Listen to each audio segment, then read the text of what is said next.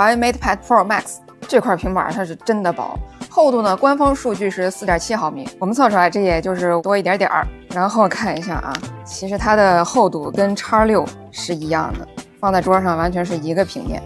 它的正面是一块13.2英寸 OLED 的屏，看这个黑边真的是非常窄，3.55毫米。那看图呢或者刷剧就特别爽。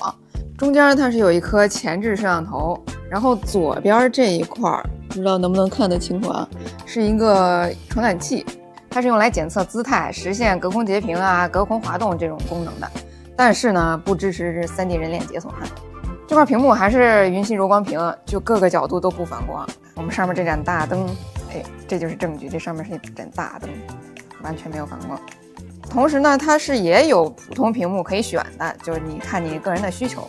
中框是这种亮面金属的，左右呢是6个扬声喇叭，影音效果各位自行品鉴。我睁开双眼看着空白，忘记你对我的期待，不忘了依赖，我很快就离开。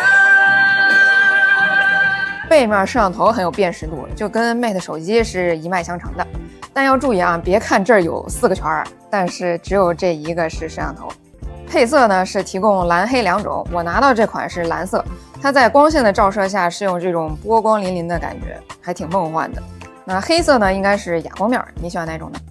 处理器用的是 T93 Pro， 也就是无基带版本的麒麟9030 Pro， 电池是10400毫安和快充。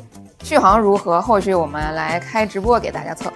然后啊，在这个位置我发现了一个疑似 SIM 卡槽的预留口，有理由怀疑后续可能会推这个能插卡的版本。那在体验过程中呢，我们也发现了一个比较好玩的 app， 就是这个音乐家。华子它也给了这样一套键盘，可以跟它搭配着用。至于它的这个效果如何啊，还有你对这块平板还有什么疑问，也欢迎在评论区留言，后续综合测评呢我们会集中解答。